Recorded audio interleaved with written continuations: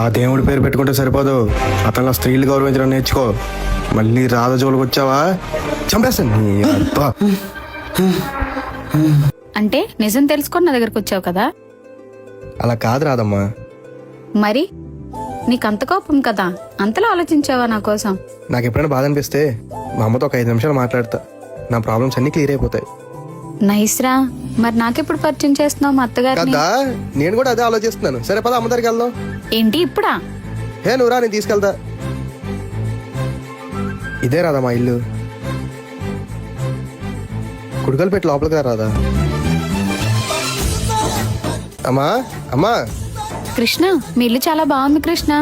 రాధా రాదా, అమ్మను పరిచయం చేస్తాను. రాధా అమ్మ. కృష్ణ, అమ్మా.